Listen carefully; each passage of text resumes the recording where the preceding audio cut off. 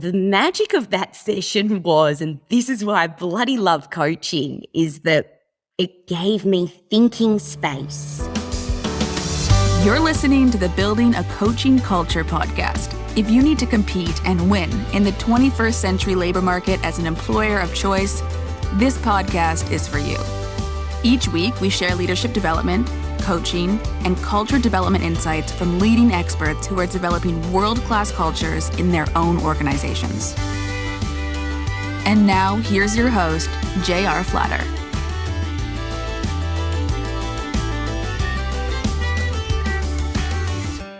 Hey, welcome back, everybody. I'm J.R. Flatter. I'm your host of the Building a Coaching Culture podcast. As always, I'm joined by my co-host, Lucas. Hello. And we have a very distinguished guest with us today, Ms. Lauren.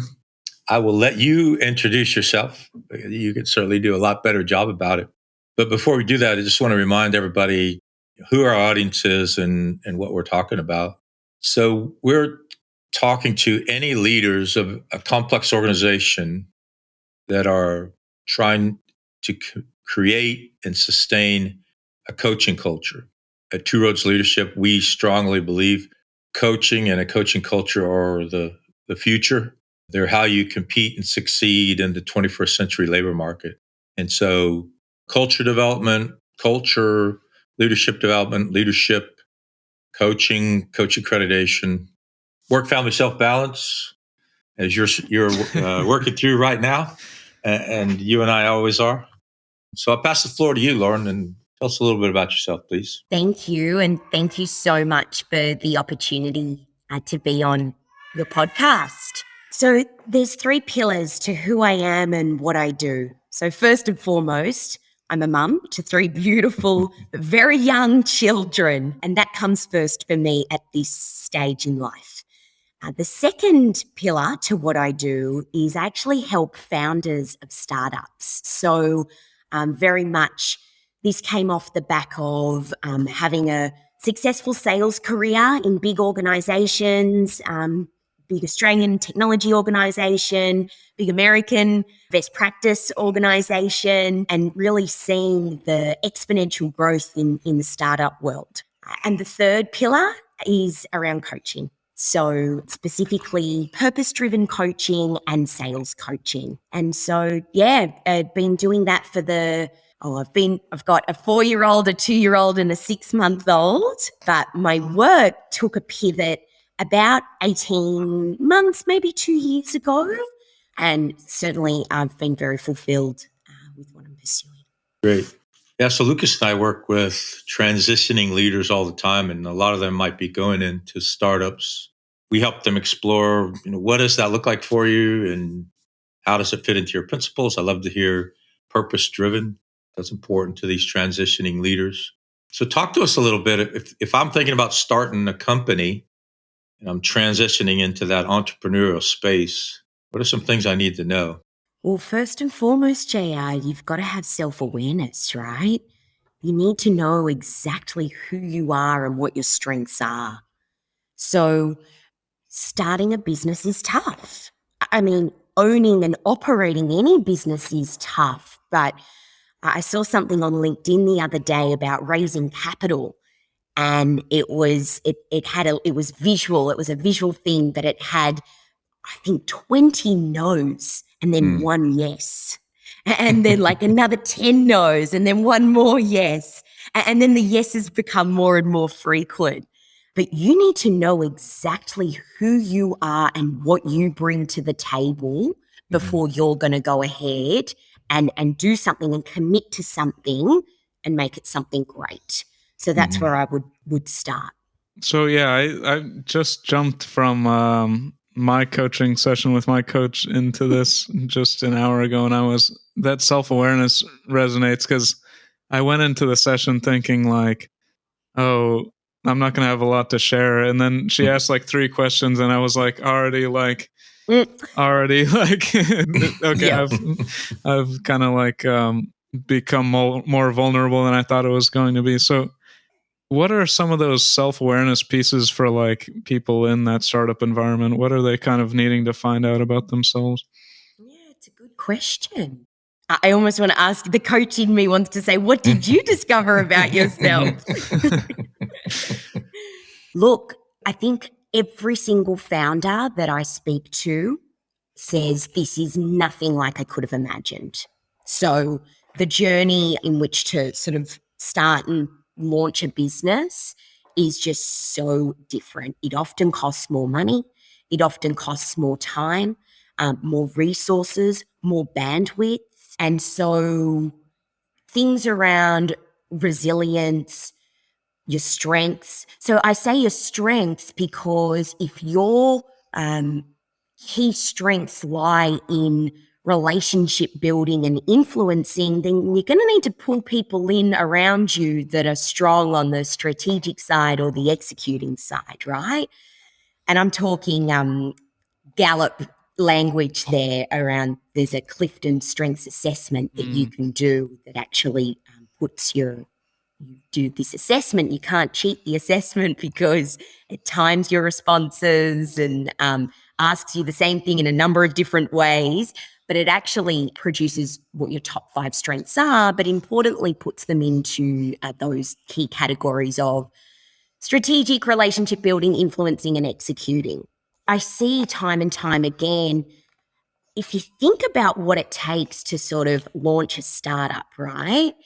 That's courage. There's a lot of courage to pivot from what you're doing or transition from what you're doing. Perhaps you've always been an entrepreneur, but perhaps you've just got this idea that you're relentlessly passionate about.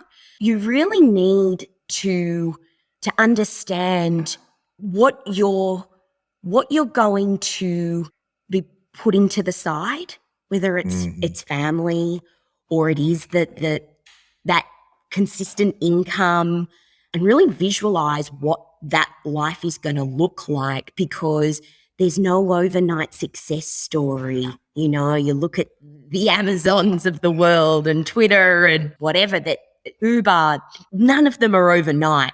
So it really takes commitment.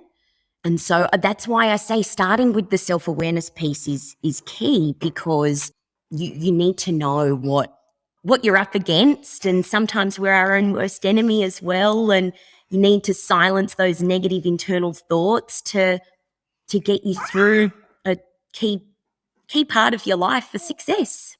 So it's obvious to me, and probably everyone who's listening to you, that you're a very successful leader, coach, mom, wife, entrepreneur. How do you do all that? How do you make all that happen? Thank you. That's such a kind thing to hear someone say, when sometimes I really don't feel that way. I've reflected on this recently, and I'm really clear in what I'm saying yes to and what I'm saying no to. A very clever coach actually coached me through a pretty big moment and used the phrase, by saying yes to this, what are you saying no to? And so that certainly resonated. I practice what I preach. So I've done a lot of discovery and figuring out what my purpose is. My purpose in life is to enable and energize people. So if I'm enabling my kids and I'm energizing my kids, I'm fulfilling my purpose. If I'm enabling a founder and energizing a founder because they're feeling low on themselves, I'm fulfilling my purpose. If I'm coaching someone and I'm enabling them and I'm giving them energy in that dedicated session, I'm fulfilling my purpose. So I'm really crystal clear on what my purpose is and why I get out of bed each day and why I do what I do. The other thing is, what I do is actually all interrelated. So I've joked around early on in the coaching piece, I'm a better mum because I've got the fundamentals of coaching. I'm taming my advice monster, that's Michael Bungay Stania, all the time with my kids, and it's bloody hard. But I'm taking on the fundamentals of coaching by saying, what would you have done differently? Like, how can we make this situation better? How can we move forward, kids, when it's an absolute schmozzle? But yeah, so I think that the other aspect is I've always enjoyed business. I've always been, that's like early on in my career, We've got the Australian Financial Review here. I've always enjoyed reading it. I love the business gossip, like, oh, that executive went from there to there, So by me stimulating that part of me and my interest fills my cup, which means I'm a better mum. And I love being a mum. So when I'm able to spend, and I'm pretty strict, Mondays and Thursdays, no work or nothing creeps in on those days. They're the undivided mum days. So I'm really quite pedantic. It's an exception if that does overlap. But by me pursuing the work with startups, my own business, coaching, stimulates me, fills my cup, so it makes me a better mum and a better wife as well. Yeah, and those sound like some pretty, you've got your Monday and Thursday rule and separating time for your family and everything. Did those kinds of revelations or, those kinds of rules and boundaries, did you have those in place always, or how'd you come upon those yourself? Great question. Well, I work with an amazing coach, right? And an amazing mentor. So no, I haven't always had those boundaries. I think I identify as a deep thinker. And so when I became a mom and, sort of moving through the transition of having children, I would reflect on, you know what, if I cram my pillars, so I go back to my pillars, right? So if I cram these all three into like a condensed time in the day, doesn't work. Have you guys heard of, as an Australian psychologist, Dr. Adam Fraser? I think he's trademarked his work around the third space. And so that's about transitioning in your day. And it resonates for my husband, of course, because he's, goes to work, has a mega day at work, and then he needs his third space before he comes home to then get into like dad mode, for example. So I notice, to answer your question, Lucas, no, I've definitely not always been so strict. In our house, we think routine is really important and predictability for children is really important as well. I think for adults as well, to some degree. Yeah, we just notice that if we can have like structure and routine, in particular to me being the primary carer of the kids, then that's going to help them thrive a little bit more. So yeah, it was reflection on them and what they needed. And just to close the loop on why I brought up the third space was that I didn't have enough third space if I was cramming everything into my whole week. So I was privy to that coaching session. We call it the magic of coaching. So could you talk us through that? Because it was just an amazing event for me, but it was very raw and very real, right? There was nothing scripted about it, no preconceived notions. So talk us through that. Yeah, sure. But yeah, thank you. And it's funny because the issue landed in my lap the night before the session. So I set intent for what I was going to, speak about in the session. And I couldn't believe that the night before it just landed in my lap. And I said, gosh, I've got to talk through this. For me, it was deciding an amazing opportunity. It landed in my lap and, it had the word CEO in it and full equity and all these sexy terms, in startup world. And, JR, because I had conducted a lot of work in my purpose and that self-awareness of my strengths, the house of leadership, if you will, right? First of all, the magic of that session was, and this is why I bloody love coaching, is that it gave me thinking space. I feel like my mind is 100 miles an hour. And like most mums, you're caring for like 3 tiny humans. I'm getting out the door and I'm not just deciding what the hell I'm going to wear. I'm deciding what 3 people are going to wear. God forbid that the weather's going to turn. You're just thinking constantly, like the mind doesn't switch off. And that's for me as a mum, imagine executives, imagine leaders, imagine, world leaders. The mind is full. So by carving out that time to think was powerful in itself. And to have someone there that I trusted, that I could say, you said it was raw. I mean, I trusted that person, which is why it was raw and I was able to be authentic, my authentic self. But to get that all out in the open was one thing. But secondly, the magic of coaching is that my coach in that moment didn't tell me what to do. They didn't sit there and say, Lauren, it's really obvious to me you should not be taking this position. I wonder if that had been the approach, how that would have resonated. I'd be willing to bet a lot that it wouldn't have resonated the same way that I came up with the answers within me. That's powerful. That's the magic of coaching, and that was the magic of that session. Yeah, and you go back to the idea of self-awareness. You know who you are. You're grappling with this challenge.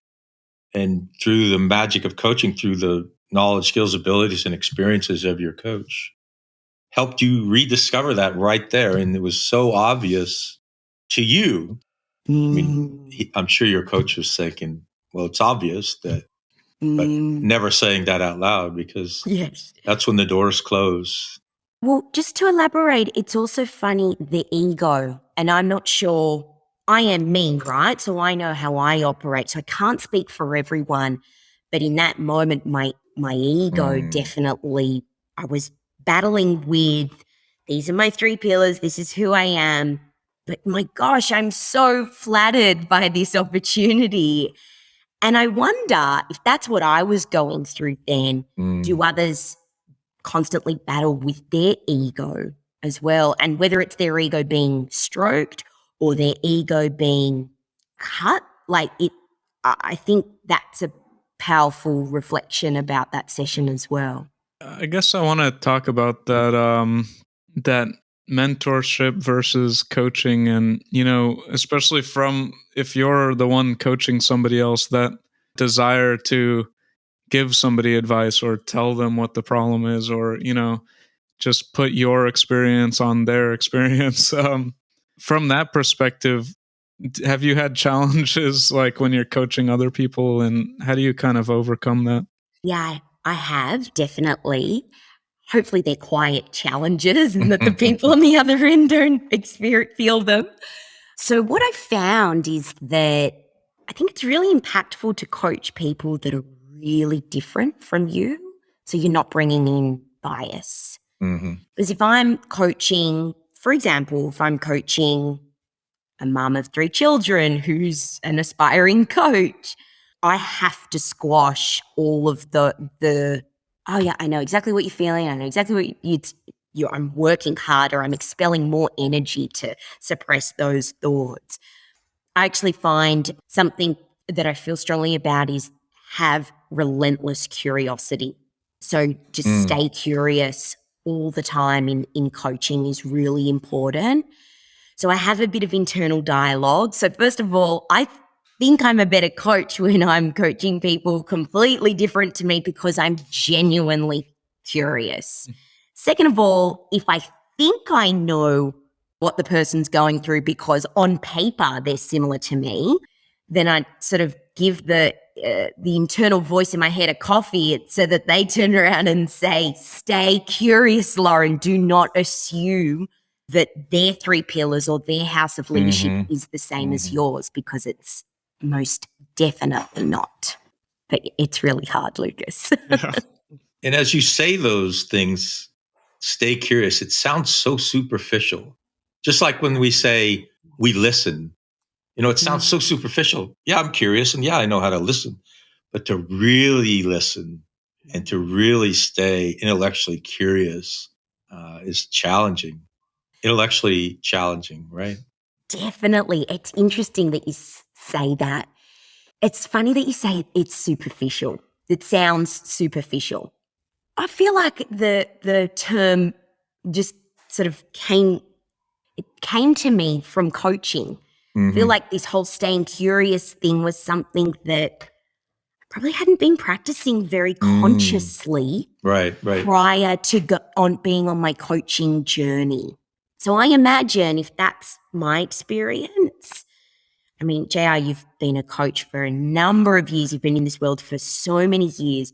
But imagine how much opportunity is out there for people who have nothing to do with coaching or have had nothing to do with coaching, that if there's some way to unlock the curiosity within them, perhaps, the world will be a better place. So, talking about curiosity in terms of culture, like we've had guests bring up, vulnerability and other traits of coaching, but we haven't really talked about curiosity. So, do you think that helps facilitate a healthy culture, and what does that look like in the workplace? Yeah, it's funny because I was actually reflecting on this prior to the podcast, that the theme of the podcast, right? Succeeding in a 21st century environment. And to answer your question, Lucas, I've been reflecting on the rate of change that's happened in the 21st century. So iPhone invented 2007. So 21st century is the better part of 22 years. You think about how easy we access information these days and how much information is out there. So much. Like, I can't believe I carry a smart device in my pocket. I'm pretending because it's not in my pocket right now, but a smart device in my pocket, and I can Google anything, anytime, anywhere. Like, it's scary how much information is out there. And don't even get me started on propaganda and anyway, that's different. The reason I'm bringing this up is that older leaders in our workforce, right? So, and also think about the 21st century is that the people that were born in 2000 are entering the workforce now. So they've known no different to the change that we've seen or that people in their 40s, 50s, and 60s have seen within business. The people that are older in the workforce, they were the subject matter experts. So people were learning about things through other people. If I wanted to buy a car, I was going to a car dealership to learn everything about a car. When I do that now, I've already made up my mind. I've Googled it. I've gone on YouTube. I've watched this. I've done that.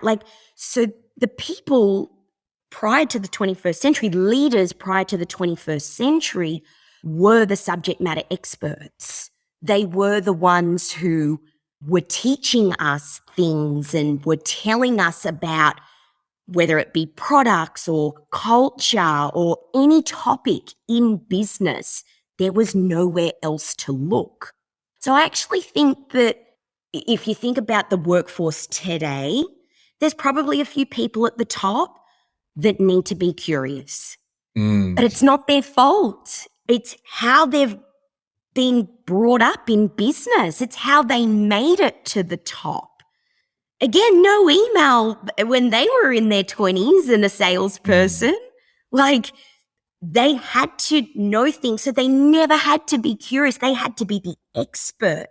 But I think it's going to shift. So now that there's so much access to information, no one wants to be told. And no one wants to listen to someone that's rubbish at taming their advice monster. No one can connect with that. So I actually think naturally we are more curious beings.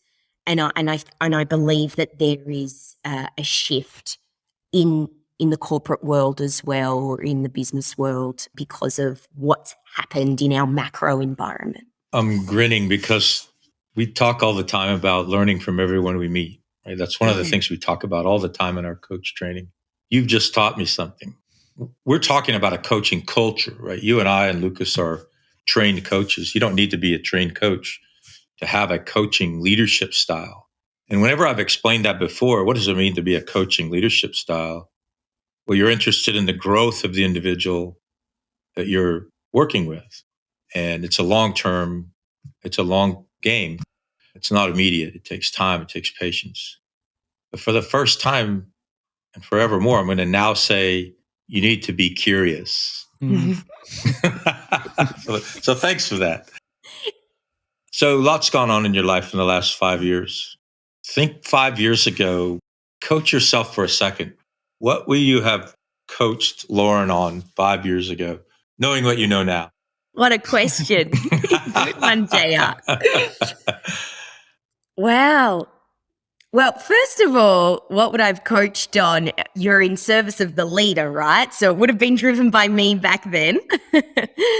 No, but if I reflect, people would meet me and go, oh, she's confident, like she knows herself. But actually, I'm going to say confidence because I never would have thought what I'm doing now was possible. I never, I looked up to people like I still do, but Helen Wiseman, Kylie Dare, these people that have portfolio careers and and that was so cool to me. But the leap from where I was as what would be described as an individual contributor in sales, in an organization, 5 days a week, where the only possibility was moving to the next organization for a 10% pay rise, working my way up. I literally thought that my career path was, do I just want to become a manager one day, or do I want to sell a bigger territory? Like, do I want to get a bigger target and sell a more complex product? Those were the paths for me. And there were all these people in my life that I was like, gosh, they went out there and they just started their own business. How did they even know that that was the right business to start? Or I'd say to myself, my gosh, can't believe that person sits on a number of boards and coaches executives and does all. It was so cool to me, but it was not in arm's length reach 5 years ago. No, it was miles away for me 5 years ago. So to answer your question, I'm here, I'm living, I'm breathing it now. I sometimes pinch myself that I'm here and my friends can see I'm thriving, and my friends say, Lauren, I can't believe you've got 3 kids and you're so happy in your work self. I said, yeah, it is. It's pretty interesting, but it's the confidence within me. Obviously, I've been coached, and you've brought out self-awareness in me once again. I've realized that once I backed myself and believed that I could do this, I've probably been manifesting this life that I'm leaving for a long time without the confidence to actually go out and do it and be it. Yeah, that was a great, yeah. That was a great question. That's a really good question. My dad and I were talking about like doing things that kind of like expand the possibilities in your life. So, getting a degree or something. But you're kind of saying that you can expand your opportunities, but coaching kind of, okay, here's all my opportunities. Coaching's telling me like, this is the one I actually want to go for. So that's really interesting. So you also said earlier, like, that you're motivated by giving energy to other people. Where does that come from? Is that just one of your personality traits, or? Yeah, I think so. I think I've always been told, wow, you bring a lot of energy to the room. Oh, someone I'm working with now that I worked with about 4 years ago, I remember in one meeting, she was like, gosh, energy, energy, energy. And I actually, to land on that personal manifesto of what my purpose is, so my purpose is to enable and energize people, it was actually a peer environment. So it was facilitated by a coach. 7 other peers happened to be women, and we all helped each other really define each other's purpose. And I guess the consensus in that setting was that energy had to be in there somewhere. it is who I am. I think it's in my DNA. And my dad, actually, I'm a clone of him as well, and he's been told that for the better part of his life as well. So you and your husband have a really cool. We talk a lot about work, family, self, right? And you and he have obviously had some discussions about what that means in your world. Talk to us. So one of the things we recommend when we're building the house of leadership with others is talk to your significant others. They have to be part of the dialogue. If you're espousing a vision and you haven't had those conversations with your life partners, it's a work of fiction. So talk to us about how you work through all that and how you maintain that. Yeah, thanks, JR. It's tough. It's been tough, but we're in a really good place. So my husband sort of he's a managing director of a family business. It's a significant construction business, and that's who he's been. So his father founded it 35 years ago. He being the eldest of the two. They've all got their roles, but he is the managing director, right? So from the moment I've known my husband, this was nothing new. This was always part of him and his house of leadership. And it's interesting. He won't mind me saying this. In the beginning, was really tough. He wanted me to fit with probably the traditional, what we would consider the traditional roles of him going out and working and having the pressure on his shoulders and me to be the homemaker. And that's the role my mum played with my dad. And my mum is very proud, and she actually calls herself the CEO of domestic affairs. And I want to write that down. Yeah, it's great, right? And my husband says, Stefano, he says, what she does with perfection. Like, she's the CEO of domestic affairs, but she owns it. Trust me, she has complained, but for the most part, she has owned that role. And so that worked for my dad and my mum. That worked. And so when we first got together, I think his expectation was that, okay, when you have children, you'll also want to become the CEO of domestic affairs and own that. And there was friction early on because he realized that wasn't what I wanted to do or who I wanted to be. And we were not good or effective at solving that problem or saying, this is my house of leadership, this is your house of leadership. It was more like he said, this is what I've got in my plate. You need to deal with it. So he could have done with some coaching culture back then. But interestingly, I believe in serendipity as well, because he certainly has been an incredible mindset shift in our house. And I mean, I do tame my advice monster, but if anyone asks, something that I say about women, mums in particular, that need buy-in from their husbands around their pursuits. So whether it's, I don't want to be the stay-at-home mum anymore, I want to get out there and work and I need your support, or I'm working full-time because you're telling me to, I don't want to do this, I want to cut back, they need their support. The key thing, my advice, is that the person who's asking the other person for their support needs to know exactly what they want and why, so that they can have conviction when they go to that other person.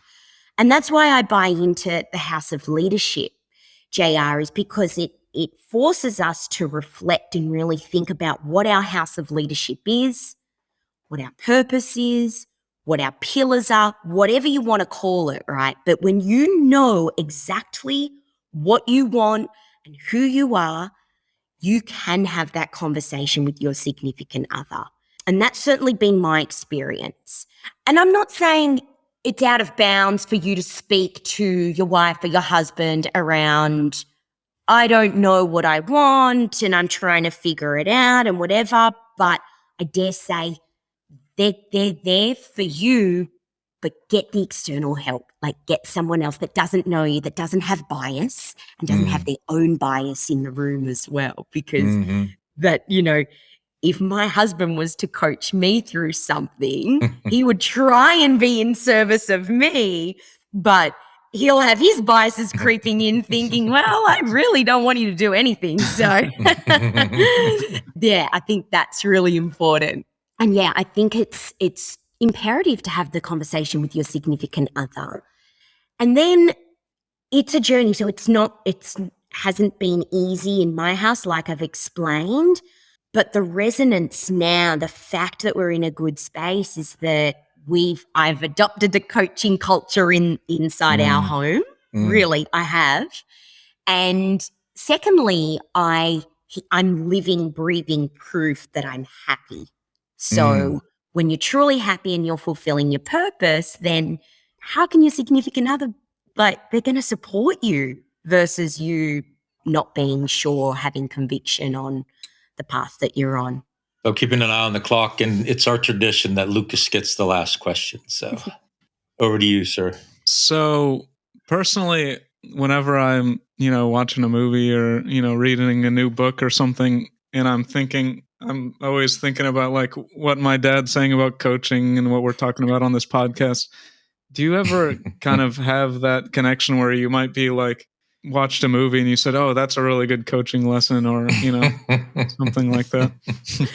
Yeah, that's a really good question. Good way to bring it home.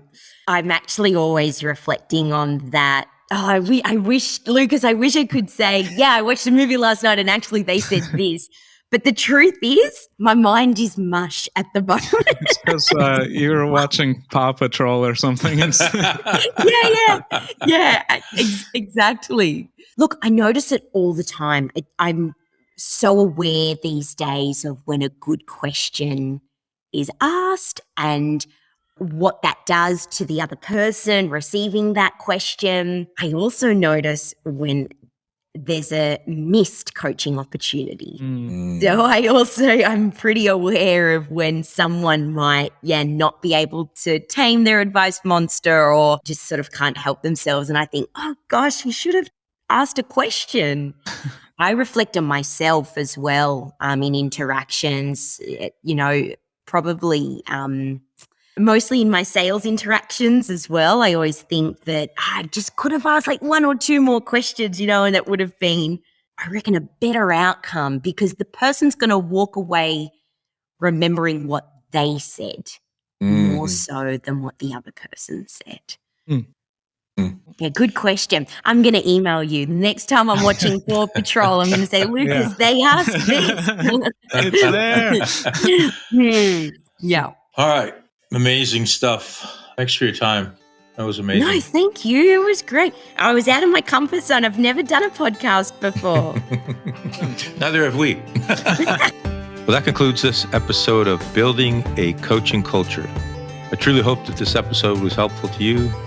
If it was, be sure to follow us wherever you listen to podcasts. Maybe stop and give us a rating or a review and share this podcast with someone who might find it helpful as well.